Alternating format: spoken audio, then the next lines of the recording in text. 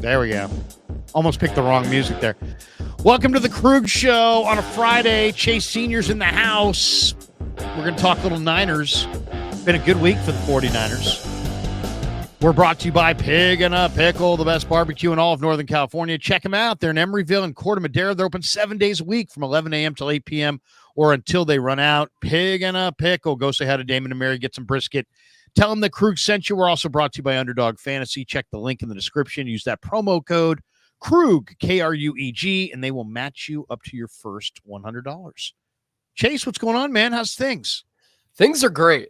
And we're able to finally talk about some actual football because there are developments on the football field. I always get excited when OTA sessions are underway, which then leads to mini camp. Then there's a little bit of a lull. Training camp is back, preseason, regular season. I'm just itching at the bit to actually talk some football. Enough with the speculation. You get to look at roster position battles and who's showing up, who are some of the studs, who are some of the duds. It's an exciting time of the year. No question. And one of the guys that was shouted out by the coaches on Wednesday, and we had a chance to talk to him, was Malik Mustafa. And it just seems like Mustafa is that combination of everything the Niners want. Like, they wouldn't tell us this year which players got the gold helmet designations, but if there was one that I could see being that guy, it was Mustapha. Why? Because they loved his interview at the Combine. He's mature. He's motivated. He's physical. He's violent. He's impressed the coaches on and off the field, and his dedication and his kind of whole approach to the sport.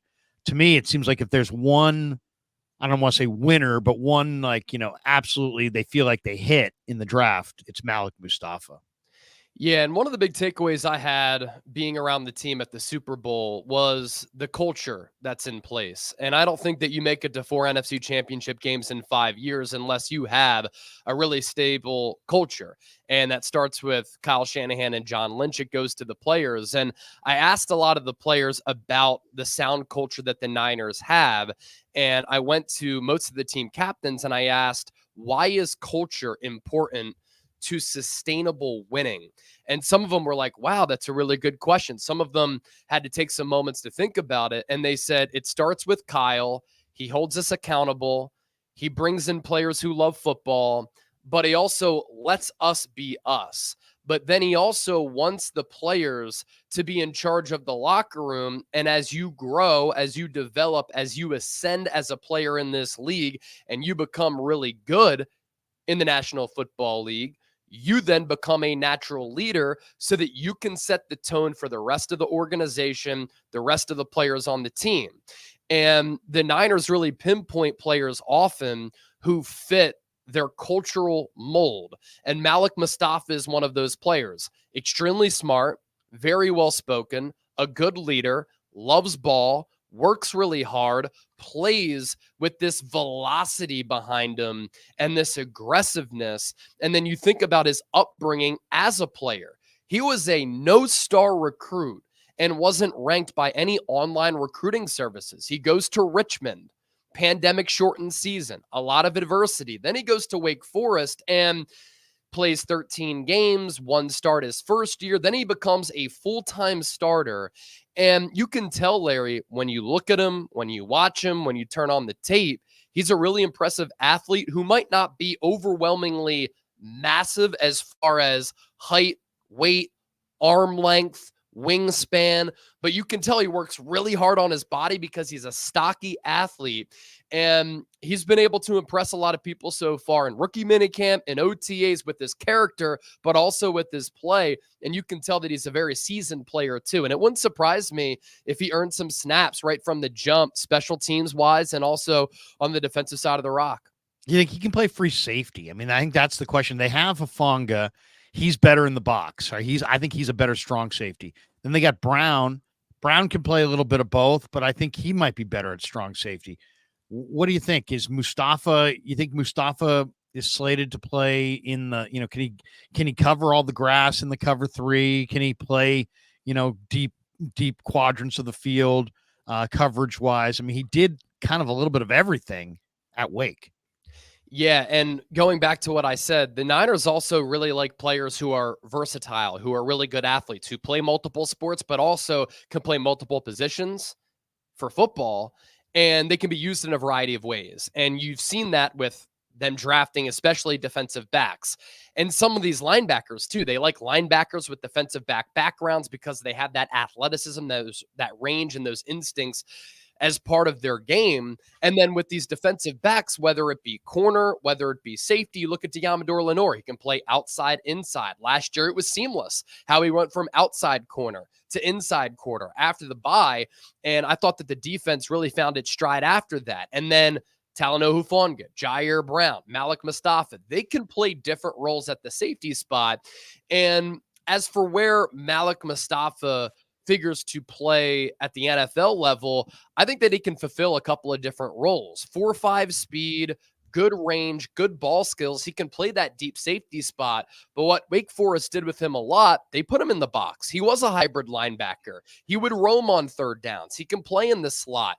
And I think that that just helps you when you're trying to put together a defensive game plan, figure out who to play. It's also interesting for San Francisco because could there be times where you play Ji'Ayir Brown, Malik Mustafa, and Talanoa Hufanga? You're not often going to have a lot of 3 safety sets at the NFL level because it's not high school, it's not college, and opposing offenses can pick you apart. But from time to time, can you show a different look because you have a couple of these players who can play and be comfortable in the box and play a little bit of hybrid linebacker, especially a player like Talanoa Hufanga. So I think Mustafa is a player who's going to be able to do a little bit of everything. And I think that's why he might be able to see the field at least a little bit as a rookie, if not year 2, as that chess piece. It's so interesting talking to the coaches because a lot of times they fill in the blanks on, a lot of the thoughts on the players, and I got so much out of those conversations. One of the things that really jumped out to me was, Chris Kacerek talking about, Leonard Floyd and Malik Collins and Jordan Elliott. And what do you think? I mean, do you think the Niners defensive front is an improved front from what we saw in the Super Bowl? Or did it, they did lose their number 1 run defender. Are you concerned about their ability to defend the run? When I asked Kacerek about the defensive tackles, he really thinks that Collins and Elliott have the kind of strength that they can push guards back and they can, hold the point and be strong run defenders. But they did lose a very good run defender in Armstead. Yeah, I think the theme with this team right now, and you've seen it because I've seen you talk about it, is they're a little bit deeper on the defensive side of the ball. Offensively, it's pretty much the same unit as last year, and that's fine. They average nearly 30 points per game, number 1 overall offense in the NFL by a lot of metrics. Defensively, though, they needed to get deeper. And I think that under Kyle Shanahan and John Lynch, this is one of the deeper cornerback rooms that they have had since taking over the organization in 2017. Isaac Yiadom's a good player. Yeah. Rock Ya-Sin is a former 2nd-round pick. If he can stay healthy, that could be a good value play. And then as your backups, you're looking at players like Darrell Luter Jr., Samuel Womack. Ambry Thomas has been up and down. It wouldn't surprise me if they try to trade him for a late-round pick or they outright cut him. But they're deeper at that cornerback spot, and that needed to happen because they've been thin there the last couple of years. And then along the defensive line, just a total makeover. Shout out to Nick Bosa for being at OTAs. I think when a player who is making $34 million per year is there, it sends a statement to the rest of the organization that the work starts right now. If we want to get on that quest for 6 and we want to win a Super Bowl and our best defensive player is here, that's going to send a statement to everybody else that we got to take this seriously. And that's evidenced by Brock Purdy saying, yeah, if Nick Bosa is here, that means that all of us need to take this seriously. And I think that Bosa, because he's just going to be around more, he didn't sign that contract until right before the season opener in September. So he wasn't there for the preseason and training camp. He's naturally going to have a better year. I think Javon Hargrave is going to be improved from what he did last year because the defensive line is a little bit deeper and Bosa is going to help him. Malik is a player who is half the price of Eric Armstead. The last 2 years, though, he's been more productive and more durable. And I know that Armstead a little bit better against the run, but I think that he has the body type to be good there. And Jordan Elliott was pretty good against the run. And then at the other end spot, I think Leonard Floyd is better than Chase Young. He's simply been a more consistent player. He's different as far as athletic build because you have more bend, speed, twitch, that faster first step. I know that you were there when Brandon Staley was introduced for the first time and talked publicly. He said Leonard Floyd is one of the best players I've ever coached. And over the last 4 years, he has 9+ sacks. And Nick Bosa hasn't had that sack production opposite of him in a long time. The wild card, Yetur Gross-Matos. But can he be that Arden Key type of player? And can Chris Kocurek bring that out of him? I think that he can, because that's what Kocurek has done with Arden Key, Charles Omenihu, Jordan Willis. He develops the heck out of defensive linemen. And I think that Gross-Matos, with the wingspan and the size, he can play edge. He can slide into defensive tackle. And then Robert Beal has added some weight. I'm intrigued by that. The big wild card is Drake Jackson. And I was surprised that when you press Kocurek, he actually complimented him a little bit. And it's like, yeah, this is what we think that he can do. But it's put up or shut up time for Drake Jackson going into year 3. So to answer that question, I think the Niners in general defensively a little bit deeper. Along the defensive line, they're deeper. Are they going to be better? We're going to have to see how those pieces end up playing. But I do like kind of the strategy there, because you needed to get cheaper, and they did. You needed to get deeper, and you did. And if Leonard Floyd can play like he's played the last 4 years, Hargrave can live up to that potential in that contract. Elliott can fill in. Maybe you get a breakout from a Drake Jackson, Yetur Gross-Matos. You get some good play from Kalia Davis. I like the makeup of that Niners defensive line. You know, it's funny. I think a lot of it is on Drake and Beal. And, you know, are these guys going to be contributors? Are they going to get better? Are they going to get on the field? I mean, Drake had one good game and then he just really struggled. Beal has not really played with any consistency. He got better as the year went on.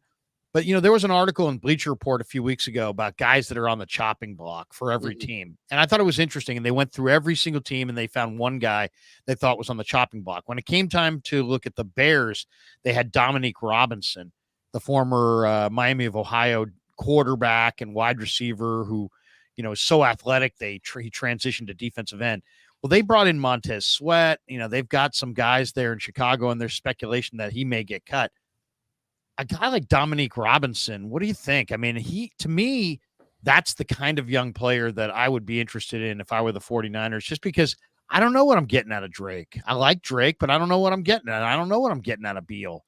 Yeah. And I like Elliott. And I mean, I really like Elliott and Collins inside. And I think Leonard Floyd's a great addition.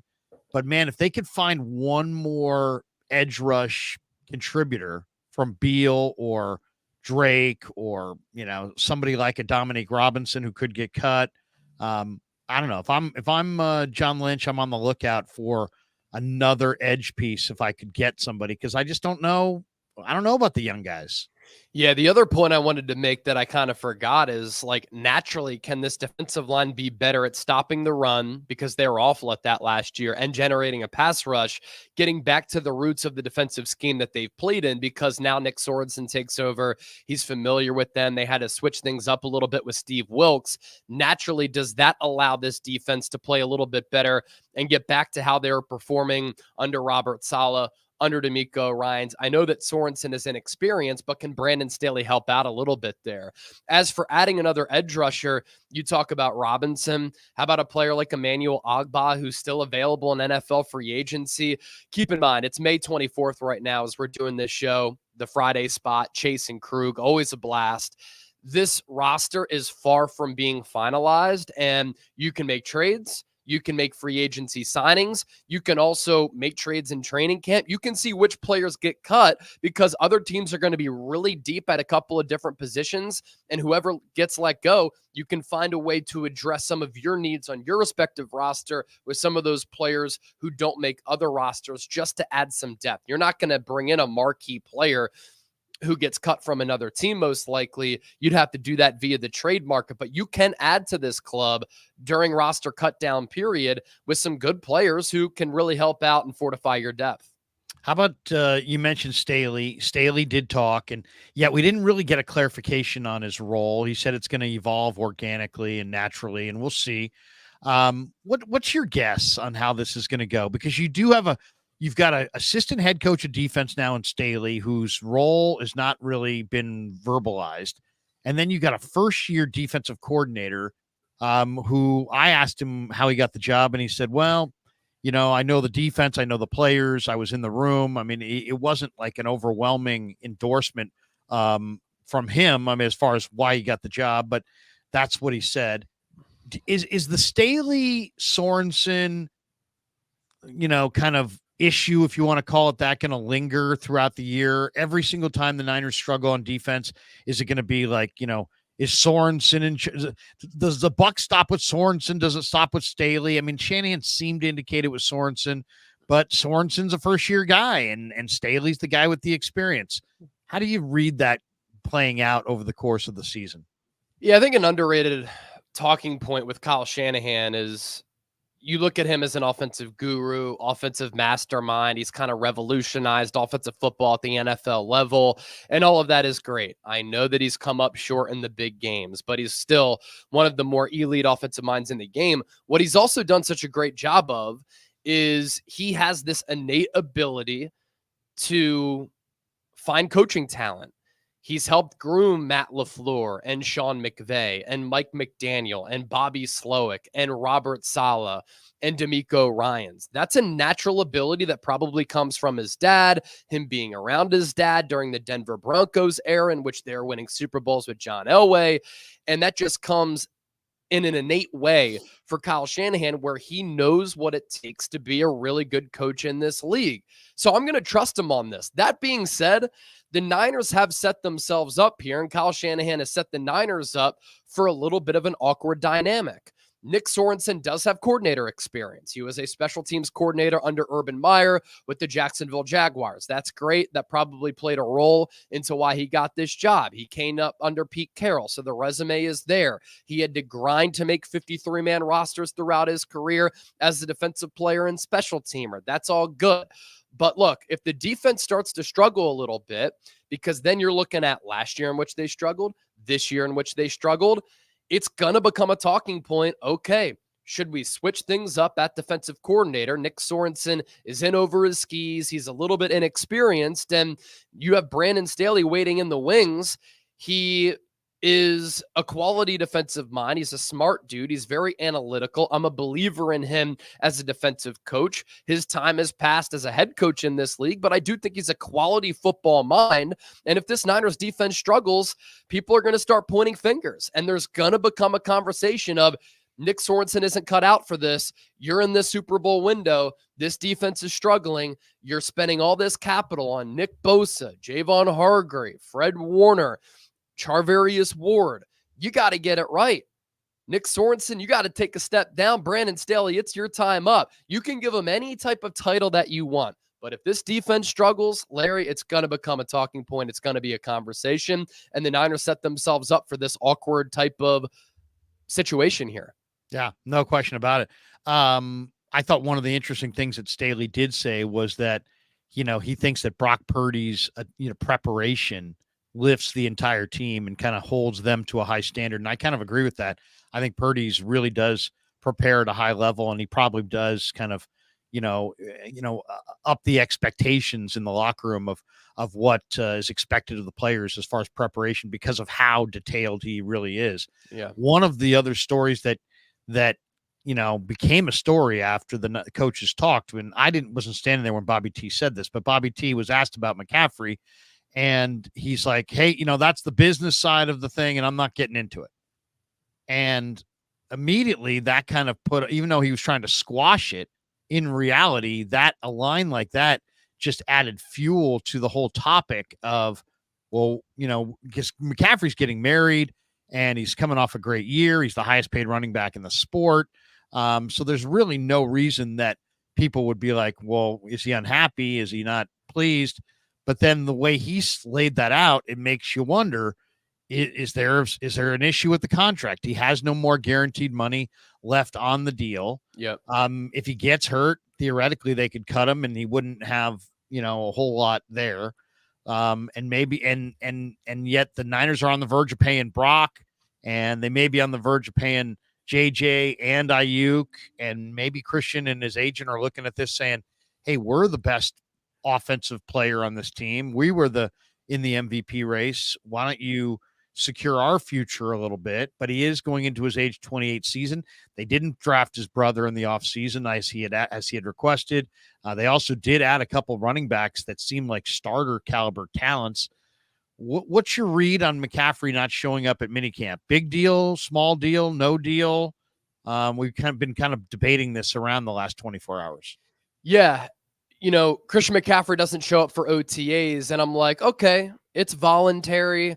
But last year, he does show up, and everybody is raving about his practice speed, his effort, his level of dedication. This is a player who usually does not miss OTAs, even if they are voluntary practices. So he doesn't show up. And that got my mind working. I'm like, okay, why is that? So on Wednesday, I go on to Spotrac and I start to look at some of the finer details and the fine print of his contract.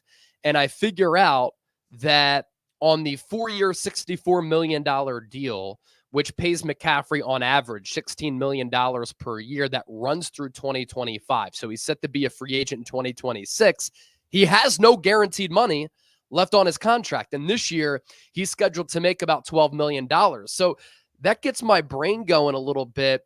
And I put out a video on X and Instagram, and I just posed the question, is Christian McCaffrey unhappy with this contract? And that's why he didn't show up to Niners OTAs. And it's so funny how social media works, because people won't read the post and they won't watch the video.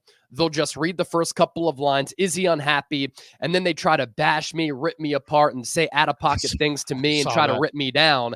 And I'm like, look, if you can't think critically, my show and following me probably isn't for you. There's a lot of talk about biased and unbiased Niners conversations from content creators nowadays.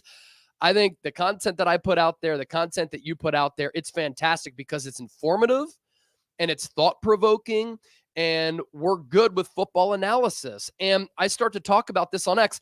Everybody else starts to talk about it. And then I see that same day, Bobby Turner, the running backs coach, says it's part of the business. That tells me that there's something contractually going on with Christian McCaffrey here. So this is a talking point because McCaffrey has shown up. People have raved about how he practices as an elite player, but he has no guaranteed money on his deal. He's been the Niners offensive MVP the last 2 years. He's coming off a year in which he was top 5 in MVP voting, NFL Offensive Player of the Year, more than 2,000 all-purpose yards. He's a 27-year-old running back, and overnight, sometimes running backs can lose it, and then people would respond saying, he's getting married. He's not getting married until June.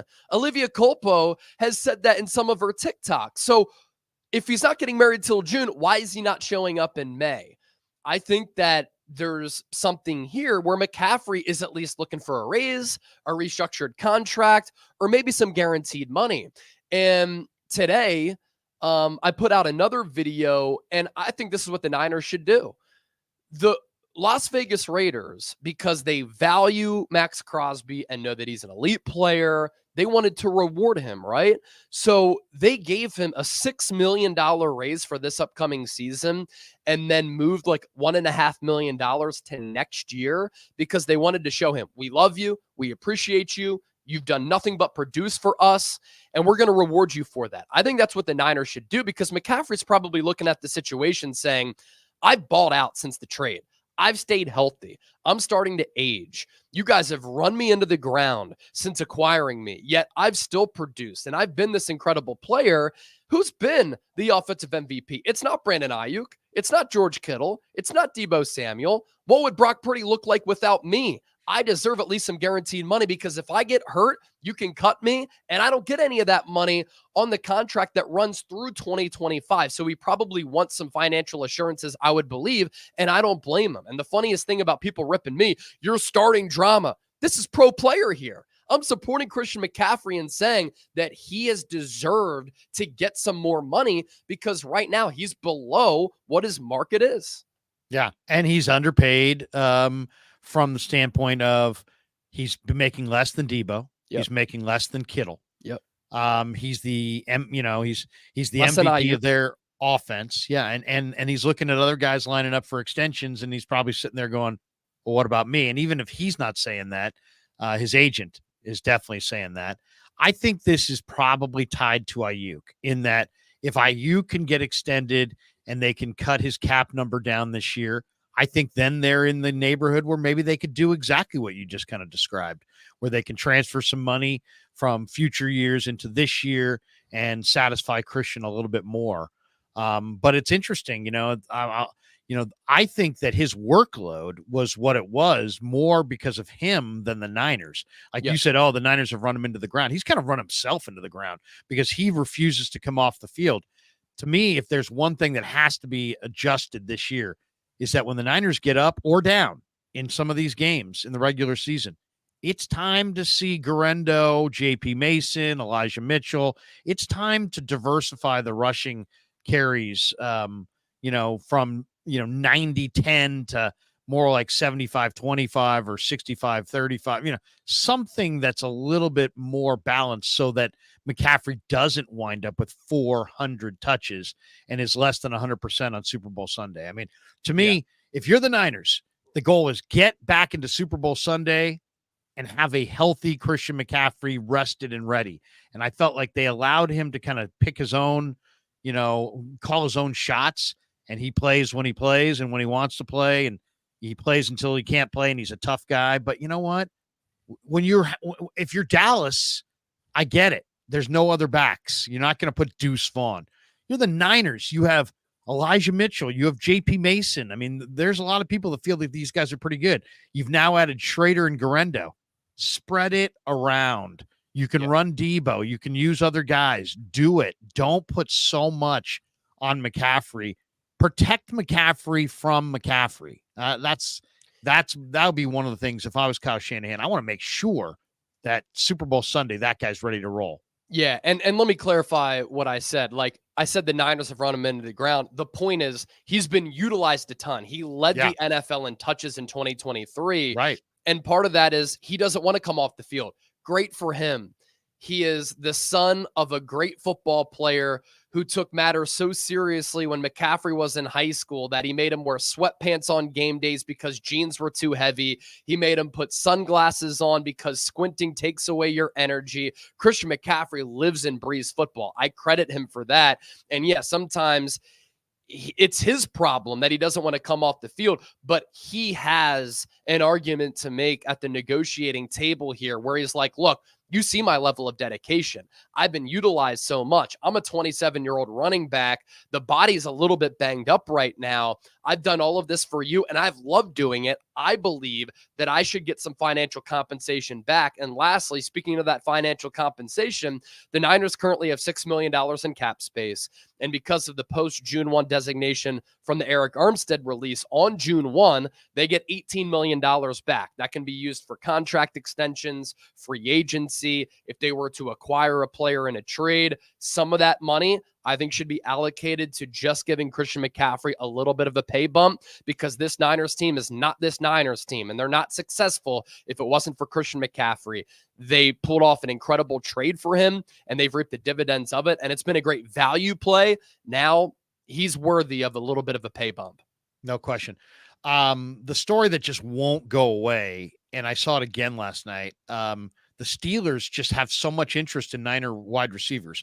So first it was Ayuk, then it was Debo. And last night on Steeler Nation, I read an article saying that the Steelers are interested in Jawan Jennings, who no-showed the voluntary minicamp. What do you think? I mean, are the Niners are they going forward with the trio of their receivers, or is somebody going to be sacrificed? And is Jennings going to wind up in Pittsburgh? I mean, they have 11 receivers, and probably 9 of them are good enough to make the roster, and they probably only have 5 or 6 spots. So there's an abundance of riches there at wide receiver. They love, Clay Kubiak said that when I asked him about Jacob Cowing, he's like, he described him as a great football player. I mean, NFL coaches throw around compliments like manhole covers this time of the year when it comes to rookies. They never want to say good things. He said he was a great football player. I asked Purdy about throwing to Cowing, and you could see him light up and say, hey, this guy's electric, and this guy's got, he can take the top off the defense, and he's really accountable. And you could see he's trusted. He's like going to be a trusted agent. He's not just a burner. This guy's going to be where I expect him to be. So both Kubiak and Purdy were glowing about Cowing. What do you think? I mean, and obviously Pearsall was a first-round pick. Is JJ to the Steelers something, or is that just a blogger in Pittsburgh just floating out names? It's a very interesting conversation, and I have a lot of thoughts on it. From top to bottom, the 49ers might have the deepest wide receiver room in the NFL. Do they have the best top two in Brandon Ayuk and Deebo Samuel? Maybe not. Bengals are really good with T. Higgins and Jamar Chase. The Dolphins are really good with Tyreek Hill and Jalen Waddle. The Eagles are excellent with A.J. Brown and Devontae Smith. But from top to bottom, I'm not sure there's a team in the NFL that has the depth at the wide receiver position that the Niners have. They've built that room into a really, really good unit with a bunch of different wide receivers who are all a little bit different. And it gets me thinking a little bit. The 49ers placed that second-round tender on Jauan Jennings, so he's scheduled to get a pay raise this year, a little less than $5 million. If a team were to sign Jennings in free agency, they no longer can. He can't sign with the team now. It's too late for that. They would have had to have given him a new contract and surrendered a second-round pick for Jauan Jennings. I didn't think that was going to happen. Jennings is a really solid player. He's not worth a new deal and a second-round pick, but did the 49ers put that tag on him and then draft his replacement in Ricky Pearsall, who is a slot receiver, and Jauan Jennings is a slot receiver, knowing that at some point, maybe, if a team that is in need of a wide receiver calls San Francisco about Jauan Jennings because they are so deep, and then the Niners in turn could get some good value back. Because I think if you look at this team, Larry, going into the 2025 season, when Jauan Jennings is an unrestricted free agent, he's not going to be with this team because he's going to be able to go somewhere and get that Kendrick Bourne type of deal that Bourne got with the New England Patriots. And realistically, I think that Jauan Jennings, with how clutch he is and how good he is on money downs and him coming through in the pressure cooker, how he played in the Super Bowl, turning a lot of heads for the casual fans who didn't know about him, he can get a deal if he produces between $8 to $12 million. And there's no way that the Niners are going to pay him that. And if they do deal Jennings, they get value back. Ricky Pearsall takes over out of the slot. You have Ayuk, Deebo, Pearsall, Jacob Cowing, Ronnie Bell, Danny Gray, Chris Conley. You're still a really good team. Now, of course, you miss some of the cultural aspects that Jauan Jennings gives you. Toughness. He's a rugged player. He's physical. He'll drive players into the ground, into the bench. He's a great blocker. He always comes up on some of those massive plays in clutch situations. But you look at a team like the Pittsburgh Steelers. They have been starving for a wide receiver. They traded away Deontay Johnson. Clearly, they didn't like him all that much because they have George Pickens right now as their number one. And get this, Roman Wilson, who's a slot rookie, has been getting outside snaps. He's not an outside guy, in my opinion, because he's a little bit small. Good speed, but he's smaller.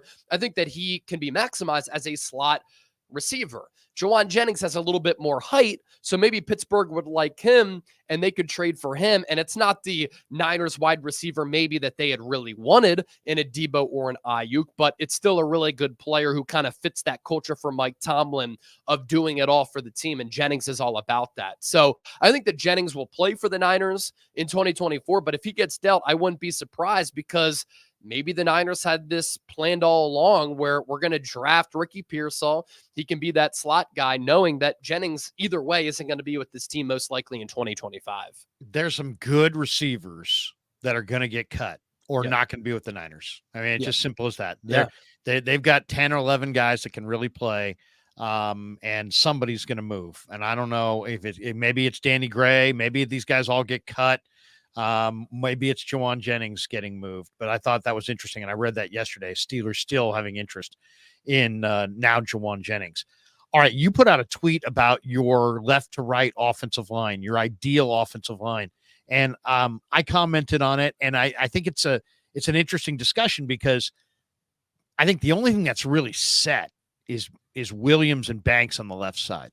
And everything else, I think Colton McKivitz is probably the right tackle, but now there's Hubbard, who's a veteran competitor. And then Brendel, the story of the week is that Brendel's got tendonitis in the knee, and so he's not playing center. Feliciano's playing center in the minicamp. And then they drafted, Dominic Puni, and I loved Puni's answer when I said to him, "Hey man, you're a nasty finisher. That's the book on you." And he's like, "Yeah, yeah." So I love Puni, and I think he's in the mix. I'd love to see him start. I've heard great things about Kingston. I loved what I've seen so far out of Nugent, as far as just he's so wide. Yeah, he's 6'1", but he's really, really broad. So it's like, that's what you're looking for in an offensive lineman, wide-bodied guys, and that's what Drake Nugent is. And he was good at Stanford. He was great with Michigan. What do you think? Left to right, what's the best Niner offensive line? The one thing that seems like it's almost a guarantee is that there's going to be some competition at offensive line for the starting spots this summer. No doubt. And you know what the left side is going to be. It's going to be Trent Williams at left tackle, still the best at that position in the game. It's going to be Aaron Banks at left guard, who's been very, very good the last couple of years. But center, right guard, right tackle is such a fascinating positional battle that I think is going to be one of the marquee storylines and developments of training camp here. Because as you mentioned, you can go with a couple of different options at that center spot, which then changes what you do at right guard. You can go John Feliciano, who in 2022 is the full-time starter at center for the New York Giants. He played solid, 971 snaps at center that year. Overall Pro Football Focus grade of 58.2, pass blocking 65.9. That's about league average. Run blocking of 57.1. He had 6 penalties, 3 sacks, 3 hits, and 22 pressures. Those 22 pressures from the interior, not great, but Feliciano is coming off a year in which he was the top 15 right guard in the NFL. Yeah. He played pretty well. So if you go Feliciano at center, what happens at right guard? You could go Spencer Burford. You could go Dominic Puni. I think the fact that Puni is already the second string right guard is good for his chances at maybe starting this year. But elsewhere at center, you could go Drake Nugent, who has good movement skills, a good body, not a lot of bad losses on tape at Michigan and Stanford. And he's a really just strong, stout, thick player, as you mentioned. Jarrett Kingston, a lot of people think that he could play center. You've talked about how Puni played really well at center at the Senior Bowl to rave reviews. So you can go with a couple of different options there. And then, of course, as I mentioned, that changes the right guard spot. Burford, Puni, Kingston, Feliciano. At right tackle, I think it's going to be Colton McKivitz, just for the sense of continuity, and the Niners are banking on him being a little bit better.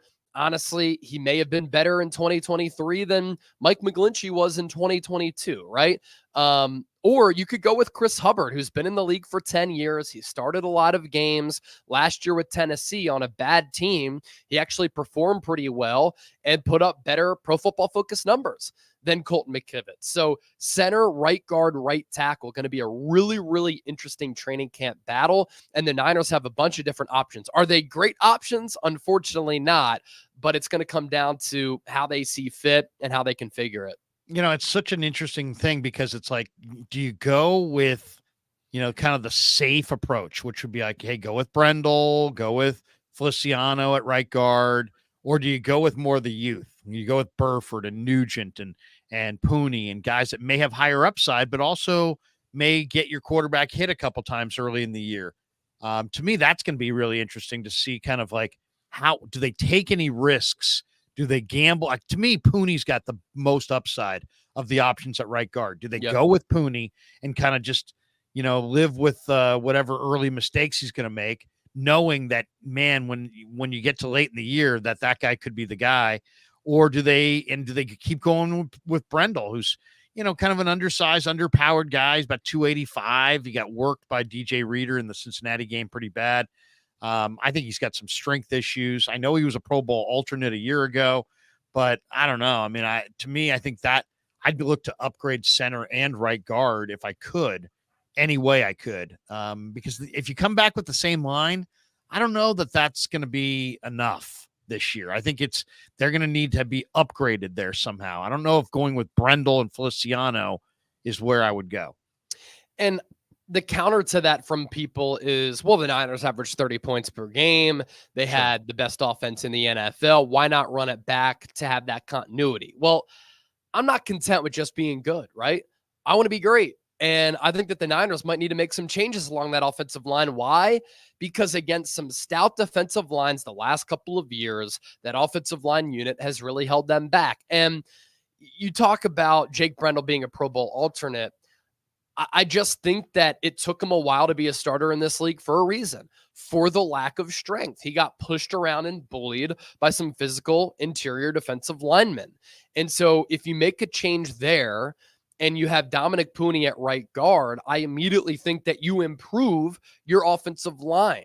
Now, you might have to go through some ups and downs with a new offensive line unit, and that might impact the offense at least a little bit, but you're not trying to peak early in the year. You're trying to build yourself up to the point where you can finally win a Super Bowl. And part of the reason why the Niners haven't been able to reach the mountaintop and get over the hump is because of poor offensive line play. So that offensive line last year was not good enough. So why not at least experiment with some changes in the trenches? Is the quarterback depth chart set, do you think, or do you think it's fluid? Because, I mean, I was talking to Clay Kubiak and Brian Greasy about Mordecai. They really like Mordecai. And then when I look at Brandon Allen, I think, well, in a lot of ways, Brandon Allen has as much experience as Josh Dobbs. And it's like, yeah, in our mind, it's Purdy's the 1, Dobbs is the 2, Allen's the 3, Mordecai's the 4. But when you take a close look at it, I kind of wonder if that thing is fluid and up for debate. And like, what if Mordecai plays really well in the preseason? What if Brandon Allen moves the team better in the preseason than Dobbs? Could Allen be the 2 and Mordecai be the 3? Could Dobbs get cut? And the assumption is that it's going to be Mordecai who gets cut and winds up on the practice squad. And the other 3 guys, and maybe even Allen gets cut. Maybe they go 2 quarterbacks. But I don't know. The more I look at the Niner quarterback thing, to me, it seems like it was designed to be a set hierarchy, but I don't know if it's going to play out the way that they had originally planned. I know you tweeted out that video. Was Brandon Allen getting snaps ahead of Josh Dobbs when you guys were there? He was. I mean, there's an order of everything, and Purdy was taking the first rep, Allen was taking the second rep, Dobbs was taking the third rep. Yeah, and I just wonder if that's the case because Allen was with this team last year, Dobbs was not. But then Grant said that Dobbs went like 9 of 11 or whatever. I know that you're not into training camp statistics, but either way, like this is what Dobbs has been able to do, right? Last year, goes to Arizona. He's going to be the spot starter for Kyler Murray. And if you remember early in the year, Arizona was really feisty. They beat the Dallas Cowboys, and then he gets traded to Minnesota after the Kirk Cousins injury, and he gets traded during the week.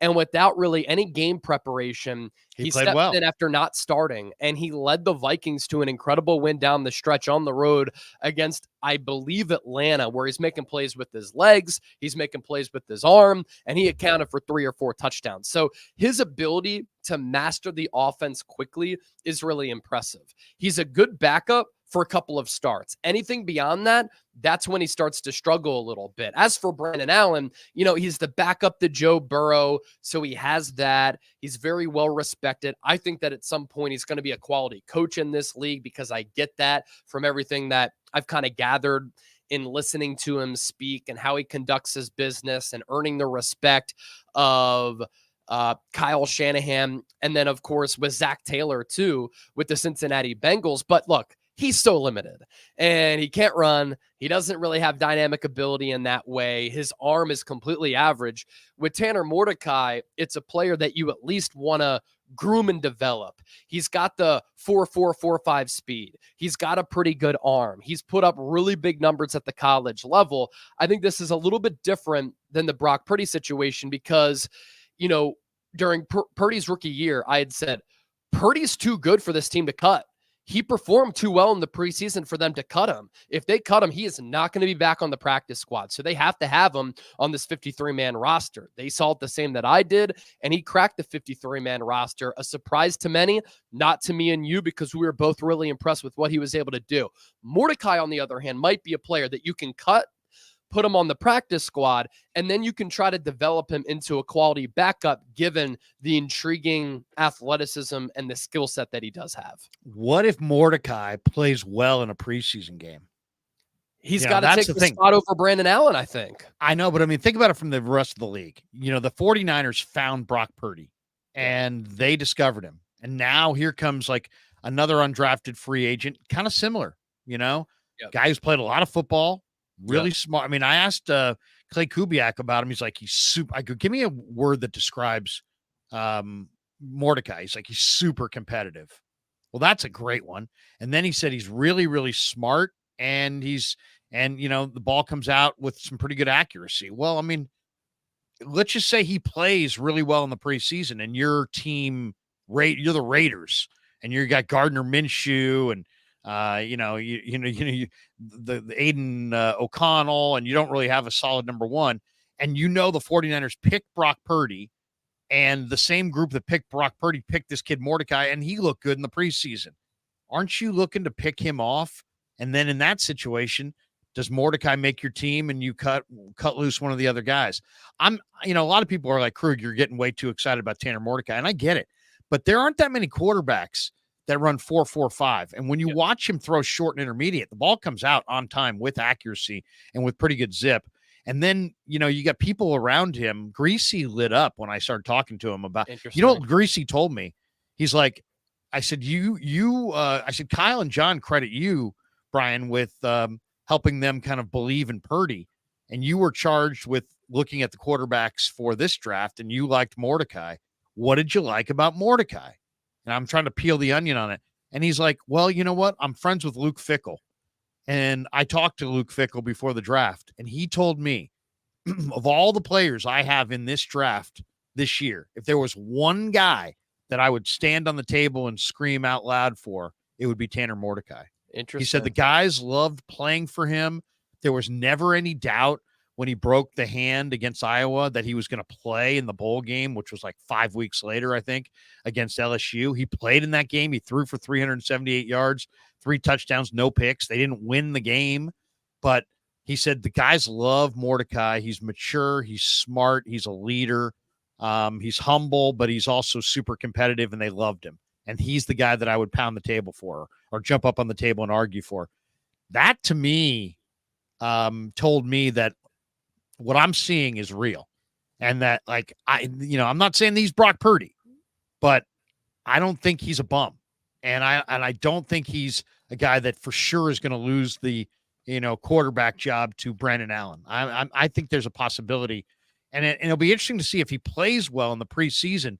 Do the Niners fear him getting picked off and put him on the team, or do they expose him to the waivers and maybe watch him wind up in Vegas or someplace? I think it's going to be interesting to watch. That's of note because Brian Gracie's done a hell of a job with Brock Purdy. Luke Fickell coached Desmond Ridder at Cincinnati, and Desmond Ridder looks as though he's going to be a bust. So for him to be so complimentary of Tanner Mordecai, I think is really interesting. And then you think about what you can build off of, right, with a quarterback.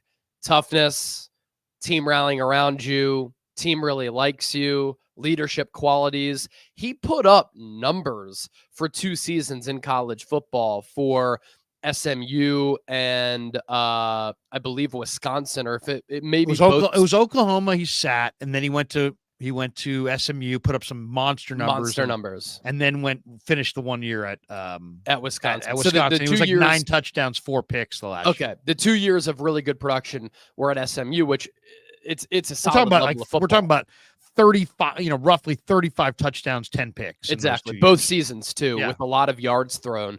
And what can you build off of, right? Athleticism. You've got a quarterback running 4.445. That's intriguing.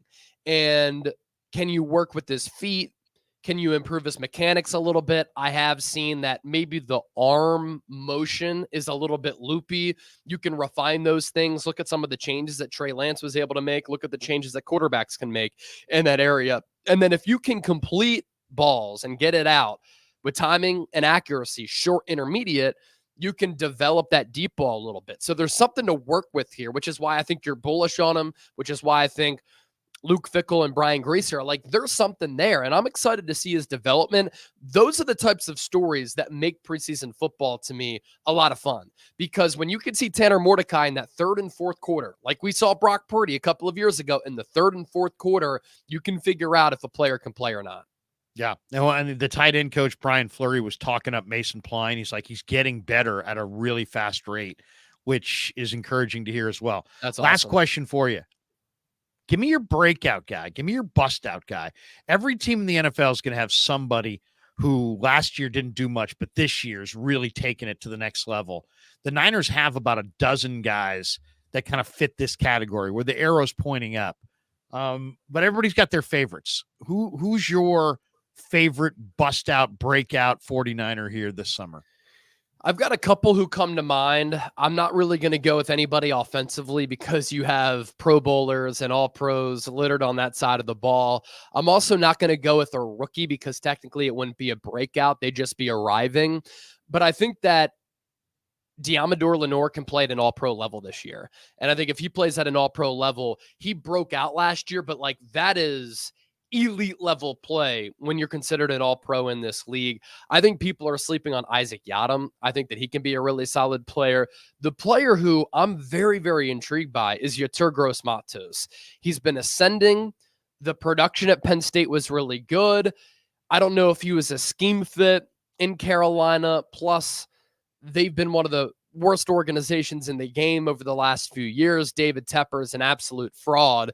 And I think that Yetur Gross-Matos coming to the Niners with the talent on this defensive line, with Chris Kocurek as his defensive line coach, is going to be able to unlock something with that physical frame. And he's going to give the Niners what Charles Omenihu and Arden Key was able to give this team. Inside, outside versatility. And when the Niners have been at their best as a defense in those years, it's with an Omenihu. It's with an Arden Key. And I think Gross-Matos is that player who could really break out for San Francisco. I'm going to go defense too. I like Jalen Graham. I think Jalen Graham's going to have a huge summer. I think he's, it's going to be undeniable how good he's going to be. And the other one for me is Ji'Ayir Brown. Now, you could argue he busted out last year, but we talked to him this week, and you could tell he's still like bothered by losing the Super Bowl. He looked huge, by the way. Yeah, he did. He definitely looks jacked. Yeah. And also, I just think that there's a seriousness about his whole approach where he's just like, hey, man, I want to be great. And, he's like, this last year for football was the longest football year of my life. He played in the bowl game. He won the MVP of the Rose Bowl. Then he goes into draft prep. Then he goes into mini camp and training camp. And they go to the Super Bowl, and he's winding up playing at the end of the year and starting. But I think Ji'Ayir Brown just has the sense around him is just like he is going to be noticeably better this year. I think he could emerge as one of the better players on the team this year. I like that. And look, I was a huge fan of his coming out of Penn State. In a couple of my mocks in the 2023 draft, I had the Niners taking him. They had a need at that safety spot. And I really liked his versatility, his instincts, his ability to make plays on the football. He steps in for Talanoa Hufanga. He's making plays right from the jump. A couple of interceptions there. He had the interception of Patrick Mahomes. I also just love the personality and the drive that he has. And I listened to his press conference the other day when he was talking to all of you at the facility, and he's like, man, that was a really long season for me. I went from Penn State, NFL Combine, into pro football. Then we made it to the Super Bowl. My body's still recovering, but I'm not over that Super Bowl loss. And I think San Francisco is really bullish on the player too. That's a great one. I think he emerges, has a really good season, and it helps out this defense in turn because that's an affordable asset, really good player who will still at that point have 2 more years left on his rookie contract after 2024. Good stuff, man. Have a great holiday weekend. You got big plans this weekend? What do you got cooking today? I'm going to golf tomorrow. I'm Nice. actually watching one of my coworkers' dogs because his sister's getting married. So I'm going to be a really good friend and coworker, probably hang out by the pool later today on the Niners Report, 49ers OTAs winners and losers part 1. So stay tuned for that list. Other than that, just relaxing a little bit in the sunshine. How about you?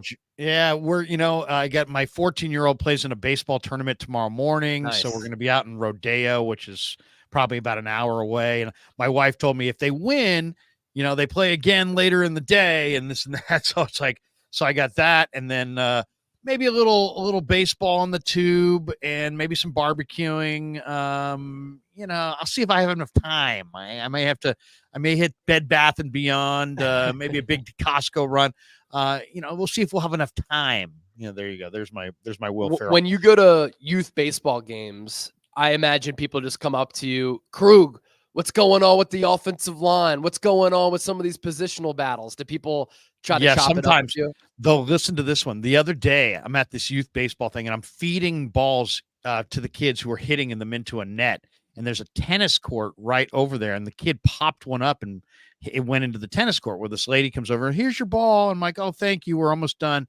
And she's like, you should probably flip, maybe move the thing down and so you don't hit the balls into the tennis court. I'm like, you're right, but we're done. We're done now. We're starting the game in a minute. Some guy sitting there is like, hey man, she asked you to move the net. I'm like, excuse me, dude. I go, maybe you didn't hear what I just said to her. We're done, but thank you for your advice. And he's like, don't be stubborn, move the net. And I looked at this guy. I'm like, hey, why don't you shut the fuck up? And, and next thing I know, the guy stands up and gets in my face. And now I'm sitting there and I'm like, are you kidding me? I'm going to have to fucking drop a dad in Little League. And I'm like, I can't do it. If I drop this guy, you're a public figure. You can't. I'm a public figure. I'm going to be, it'll be like, Krug goes crazy. I'm Ray Knight. Suddenly I'm Ray Knight at a Little League game. So I'm like, hey buddy, why don't you worry about you and we'll worry about us and maybe mind your own business. And, I turned around and start walking away. And I hear some lady goes, come on. And I turn around and the guy is sprinting at me from like 10 feet away. And then he sees me. I take off my sunglasses and I stare the guy down and he just stopped in his tracks. And I'm like, dude, do not start a fist fight in a Little League, warm up. But I mean, seriously, I'm my kid's watching this from like about, 75 yards away. He's like, Dad, I thought you were going to punch that guy. And I'm like, I wanted to punch that guy, but you know what? I really don't want the repercussions that come from punching somebody at a Little League game. And so against my better judgment, younger Larry Krueger would have thrown hands right there. I sat there and said, hey, you're 54, act like it. There's too much beef between Niners content creators. We don't need more beef between baseball dads. Yeah, seriously.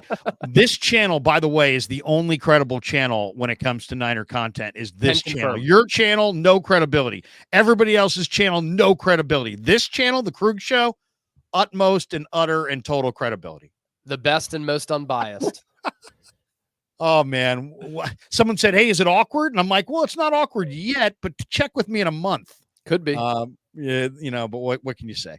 Anyway, dude, no, I'm just joking about that. You put out great content. Keep doing it. Have a great weekend. And I'm loving the Friday hits. And I got lots of people who always comment to me, man, I love when Chase comes by on Fridays. So have a great weekend, man. We'll talk to you next week. Love doing it. Catch you next week. See ya. See ya. Yeah, never met a man I've been scared of.